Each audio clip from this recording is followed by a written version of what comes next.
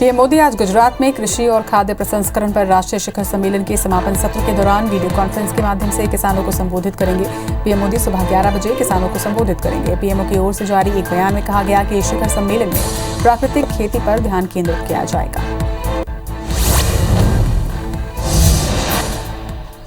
जम्मू कश्मीर में सुरक्षा बलों को बड़ी सफलता मिली है। कुलगाम जिले के रेडवानी इलाके में सुरक्षा बलों और आतंकियों के बीच हुई मुठभेड़ में 2 अज्ञात आतंकवादी मारे गए हैं। कश्मीर जोन पुलिस के मुताबिक इलाके में अभी भी तलाशी अभियान जारी है। ग्रुप कैप्टन वरुण सिंह का अंतिम संस्कार कल भोपाल में किया जाएगा। आज उनकी पार्थिव देह प्लेन से भोपाल लाई जाएगी। परिजन पैतृक गांव से भोपाल पहुंच चुके हैं। बता दें कि कुन्नूर में हुए हेलीकॉप्टर हादसे में कैप्टन वरुण सिंह घायल हो गए थे, जिनके इलाज के दौरान मौत हो गई। बैंकों के निजीकरण के विरोध में आज से 2 दिनों तक बैंकों में हड़ताल का ऐलान किया गया है। इसके चलते सभी बैंकों में कामकाज प्रभावित रहेगा। इसका असर छत्तीसगढ़ में भी देखने को मिलेगा। यहां भी United forum of bank unions के आह्वान पर हड़ताल का ऐलान कर दिया गया है।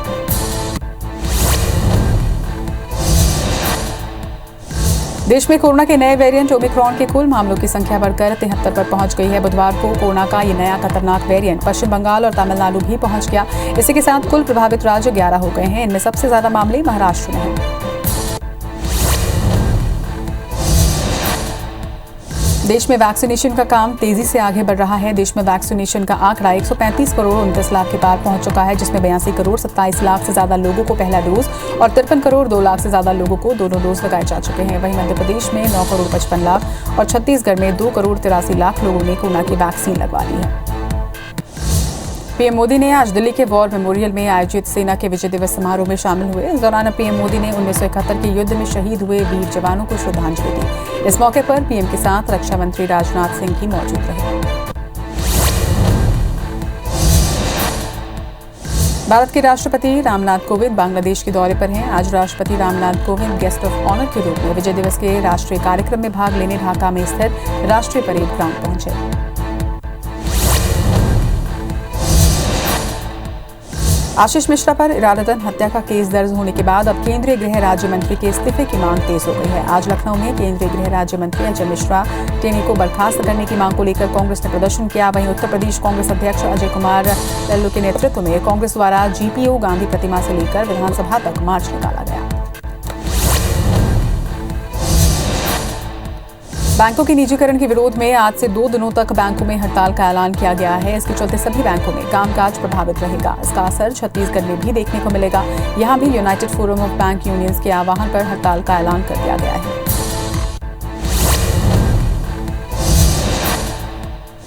जम्मू कश्मीर में सुरक्षा बलों को बड़ी सफलता मिली है। कुलगाम जिले के रेडवानी इलाके में सुरक्षा बलों और आतंकियों के बीच हुई मुठभेड़ में 2 अज्ञात आतंकवादी मारे गए हैं। कश्मीर जोन पुलिस के मुताबिक इलाके में अभी भी तलाशी अभियान जारी है। ग्रुप कैप्टन वरुण सिंह का अंतिम संस्कार कल भोपाल में किया जाएगा। आज उनकी पार्थिव देह प्लेन से भोपाल लाई जाएगी। परिजन पैतृक गांव से भोपाल पहुंच गए हैं। बता दें कि कुन्नूर में हुए हेलीकॉप्टर हादसे में कैप्टन वरुण सिंह घायल हो गए थे, जिनके इलाज के दौरान मौत हो गई। जम्मू कश्मीर में सुरक्षा बलों को बड़ी सफलता मिली है। कुलगाम जिले के रेडवानी इलाके में सुरक्षा बलों और आतंकियों के बीच हुई मुठभेड़ में 2 अज्ञात आतंकवादी मारे गए हैं। कश्मीर जोन पुलिस के मुताबिक इलाके में अब भी तलाश अभियान जारी है। जम्मू कश्मीर में आतंकी हमलों में गिरावट आई है। इस बात की जानकारी केंद्र सरकार ने संसद में दी है। केंद्रीय गृह राज्य मंत्री नित्यानंद राय ने संसद में बताया कि जम्मू कश्मीर में 2018 से 417, 2019 में 255, 2020 में 244 और 2021 में 30 नवंबर तक 203 आतंकवादी घटनाएं हुई। लखीमपुर कांड पर संसद में विपक्ष ने कैबिनेट मंत्री अजय मिश्रा के इस्तीफे की मांग की। विपक्षी सांसदों ने संसद में खूब हंगामा किया। वहीं राहुल गांधी ने इस मुद्दे पर स्थगन नोटिस दिया है। उन्होंने नोटिस में कहा कि लखीमपुर हिंसा को यूपी पुलिस की एसआईटी ने सोची समझी साजिश बताया है, इसलिए अजय मिश्रा को इस्तीफा दे देना चाहिए। पीएम मोदी आज गुजरात में कृषि और खाद्य प्रसंस्करण पर राष्ट्रीय शिखर सम्मेलन के समापन सत्र के दौरान वीडियो कॉन्फ्रेंसिंग के माध्यम से किसानों को संबोधित करेंगे। पीएम मोदी सुबह 11 बजे किसानों को संबोधित करेंगे। पीएमओ की ओर से जारी एक बयान में कहा गया कि शिखर सम्मेलन में प्राकृतिक खेती पर ध्यान केंद्रित किया जाएगा। प्रधानमंत्री नरेंद्र मोदी की अध्यक्षता में बुधवार को कैबिनेट की बैठक में कई अहम फैसले लिए गए। केंद्रीय मंत्री अनुराग ठाकुर ने बताया कि प्रधानमंत्री कृषि सिंचाई योजना को 2021-22 से लेकर 2025-26 तक चालू रखने का निर्णय किया गया है और इसमें 93,000 करोड़ रुपए से अधिक खर्च किए जाएंगे।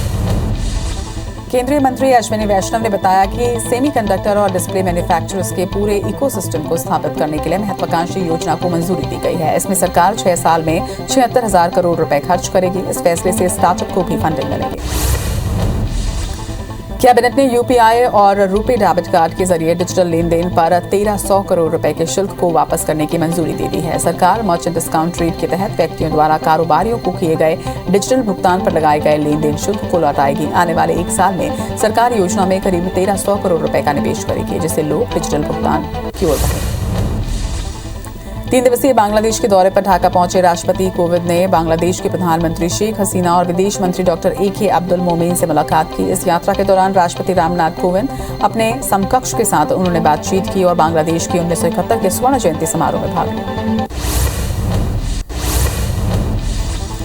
बैंकों के निजीकरण के विरोध में आज से 2 दिनों तक बैंकों में हड़ताल का ऐलान किया गया है। इसके चलते सभी बैंकों में कामकाज प्रभावित रहेगा। इसका असर छत्तीसगढ़ में भी देखने को मिलेगा।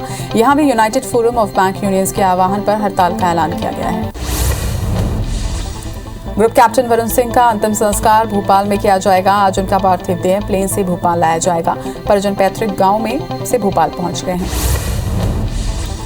शहीद जवान वरुण कुमार का पार्थिव शरीर आज दोपहर 2:30 बजे राजधानी भोपाल पहुंचेगा, जहां पर एयरपोर्ट रोड सन सिटी कॉलोनी में शहीद को श्रद्धांजलि दी जाएगी। उसका कार्यक्रम रखा गया है। वहीं बता दें कि शहीद का अंतिम संस्कार कल होगा। आर्यन खान को क्रूज शिप ड्रग्स केस में बड़ी राहत मिली है। अब आर्यन को एनसीबी के ऑफिस में हर शुक्रवार हाजिरी देने के लिए नहीं जाना पड़ेगा। हालांकि अदालत ने यह निर्देश दिया है कि जब भी दिल्ली एसआईटी समन करेगी तब आर्यन को टीम के सामने पूछताछ के लिए हाजिर होना होगा। आंध्र प्रदेश के वेस्ट गोदावरी जिले में एक बस नहर में गिर गई। स्टेट रोड ट्रांसपोर्ट कॉर्पोरेशन की बस में 30 यात्री सवार थे। हादसे में 5 महिलाएं समेत 9 लोगों की मौत हुई है। वहीं हादसा जंगारेड्डी-गुड्डेम मंडल के जिलेरुवागु में हुआ। यूनेस्को ने बंगाल की दुर्गा पूजा को सांस्कृतिक विरासत का दर्जा दिया है। प्रधानमंत्री नरेंद्र मोदी ने यूनेस्को की इस घोषणा पर खुशी जाहिर की है। उन्होंने कहा कि यह हर देशवासी के लिए गर्व का पल है। उधर बंगाल की मुख्यमंत्री ममता बनर्जी ने भी खुशी जाहिर की। दक्षिण अफ्रीका दौरे पर रवाना होने से पहले बुधवार को भारतीय क्रिकेट टीम ने टेस्ट कप्तान विराट कोहली ने प्रेस कॉन्फ्रेंस की। इस दौरान उन्होंने रोहित शर्मा को लेकर खुलकर बातचीत की। साथ ही विराट ने बीसीसीआई के अध्यक्ष सौरव गांगुली के दावों को भी खारिज किया। कोहली ने कहा कि मुझसे किसी ने भी नहीं कहा कि आप T20 कप्तानी मत छोड़ो। दुनिया भर में कोरोना के मामले बढ़ते हुए 27 करोड़ 24 लाख के पार पहुंच चुके हैं। वहीं कोरोना से मौत का आंकड़ा 53,45,000 के पार पहुंच चुका है। पूरी दुनिया में 24 करोड़ 47 लाख से ज्यादा मरीज कोरोना को हराकर स्वस्थ हुए हैं। वहीं दुनिया में एक्टिव मामले 2 करोड़ 23 लाख पर पहुंच गए हैं। महाराष्ट्र में एक बार फिर से कोरोना के नए वेरिएंट ओमिक्रॉन के 4 नए केस सामने आए हैं। इनमें 2 मामले उस्मानाबाद जबकि मुंबई और बुल्ढाना से नए वेरिएंट के 1-1 मामले सामने आए हैं। इस तरह राज्य में ओमिक्रॉन के मरीजों की संख्या बढ़कर 32 पर पहुंच गई है। वहीं देश में नए वेरिएंट का आंकड़ा 68 पर पहुंचा है। देश में वैक्सीनेशन का काम तेजी से आगे बढ़ रहा है। वैक्सीनेशन का आंकड़ा 135 करोड़ 29 लाख के पार पहुंच चुका है, जिसमें 82 करोड़ 27 लाख से ज्यादा लोगों को पहला डोज और 53 करोड़ 2 लाख से ज्यादा लोगों को दोनों डोज लगाए जा चुके हैं। वहीं मध्य प्रदेश में 9 करोड़ 55 लाख और छत्तीसगढ़ में 2 करोड़ 83 लाख लोगों ने कोरोना की वैक्सीन लगवा ली है। देश में कोरोना के नए वेरिएंट ओमिक्रॉन के कुल मामलों की संख्या बढ़कर 73 पर पहुंच चुकी है। वहीं बुधवार को कोरोना का ये नया खतरनाक वेरिएंट पश्चिम बंगाल और तमिलनाडु भी पहुंचा। इसी के साथ कुल प्रभावित राज्य 11 हो गए हैं। इनमें सबसे ज्यादा मामले महाराष्ट्र के हैं। छत्तीसगढ़ में आज कोरोना के 31 नए मरीज सामने आए, जिसके बाद प्रदेश में अब कोरोना मरीजों की एक्टिव संख्या 353 पर पहुंच चुकी है। वहीं बीते 24 घंटे में कोरोना के 40 मरीज स्वस्थ होकर अपने घर पहुंचे हैं। केंद्रीय सड़क परिवहन मंत्री नितिन गडकरी ने मध्य प्रदेश के साथ साथ ग्वालियर की सड़कों को बड़ी सौगात दी है। CRIF योजना के अंतर्गत राज्य में कुल 1,814 करोड़ की लागत से 23 सड़कों का निर्माण कार्य को स्वीकृति दी गई है, जिसमें से सिंधिया के कहने पर ग्वालियर चंबल क्षेत्र को 500 करोड़ की लागत से 4 महत्वपूर्ण सड़क परियोजनाओं की स्वीकृति मिली है। पूर्व मंत्री उमंग सिंगार के प्रधानमंत्री नरेंद्र मोदी की तस्वीर के साथ किए गए ट्वीट को लेकर सियासत गर्मा गई है। गृह मंत्री डॉक्टर नरोत्तम मिश्रा ने करारा तंज कसा है। उन्होंने कहा कि उमंग सिंगार के ट्वीट से मंदिर दर्शन करने वाले प्रियंका और केदारनाथ की यात्रा करने वाले कमलनाथ की भावनाओं को जरूर ठेस पहुंची होगी। छत्तीसगढ़ में निकाय चुनाव को लेकर सभी पार्टी जोरों से प्रचार प्रसार कर रही है। ऐसी कड़ी में सीएम भूपेश बघेल आज खैरागढ़ में प्रचार करेंगे। इस दौरान सीएम भूपेश सुबह 11 बजे इतवारी बाजार में सभा को भी संबोधित करेंगे। मध्य प्रदेश में आज शिवराज कैबिनेट की अहम बैठक होगी। इस मीटिंग में शीतकालीन सत्र में पास होने वाले अनुपूरक बजट को कैबिनेट की मंजूरी मिलेगी। इसके अलावा मध्य प्रदेश में हाल ही में सरकार द्वारा पंचायत चुनाव के लिए किए गए बदलाव को लेकर विधेयक को भी कैबिनेट की बैठक की मंजूरी के लिए रखा जाएगा। भोपाल में कांग्रेस ने कोविड काल में बढ़े हुए बिजली बिलों को लेकर विरोध प्रदर्शन किया। दरअसल लोगों के बढ़े हुए बिजली बिल आ रहे हैं, जिससे लोग काफी परेशान हैं। वहीं कांग्रेस ने राजधानी के सेकेंड स्टाफ बिजली दफ्तर पर इन बढ़े हुए बिलों की होली जलाकर विरोध प्रदर्शन किया। इसके साथ ही ये भी कहा कि हम भारी भरकम बिल के मुद्दे को विधानसभा में उठाएंगे। बिलासपुर में डायरिया का प्रकोप लगातार बढ़ता जा रहा है, जिसे लेकर अब सियासत भी जोरों पर है। विकास भवन के बाहर बीजेपी पार्षदों ने स्थानीय प्रशासन के खिलाफ जमकर हंगामा किया। उनका आरोप है कि प्रशासन मेंटेनेंस के नाम पर खानापूर्ति कर रहा है। वहीं धरने पर बैठे पार्षदों ने ये भी कहा कि तारबहार समेत कई प्रभावित इलाकों में नालियों की स्थिति अभी भी खराब है। खंडवा में बरसों से अधूरे पड़े स्विमिंग पूल को लेकर युवा कांग्रेस ने मोर्चा खोला है। यूथ कांग्रेस के कार्यकर्ताओं ने निगम आयुक्त सविता प्रधान को ज्ञापन सौंपकर स्विमिंग पूल का काम जल्द से जल्द पूर्ण करवाने और भ्रष्टाचार की जांच करवाने की मांग की। बालोद में ओबीसी महासभा के बैनर तले विशाल आम सभा और रैली का आयोजन किया गया। इस दौरान ओबीसी महासभा ने अपनी 13 सूत्रीय मांगों को लेकर राज्यपाल और मुख्यमंत्री के नाम अनुविभागीय अधिकारी को ज्ञापन भी सौंपा। आयोजन में जिले भर से ओबीसी समाज के लोग शामिल हुए। कोरोना काल में कार्य करने वाले स्वास्थ्य कर्मियों की राष्ट्रीय स्वास्थ्य मिशन अंतर्गत नर्स पद की संविदा भर्ती में 10 अंक बोनस देने के लिए शासन ने आदेश दिए हैं, लेकिन कवर्धा में स्वास्थ्य विभाग के स्वास्थ्य कर्मियों को बोनस अंक अब तक नहीं दिया गया, जिससे नाराज नर्सिंग ऑफिसर्स और स्टाफ नर्स ने जिला स्वास्थ्य अधिकारी को ज्ञापन सौंपकर 10 अंक बोनस देने की मांग की है।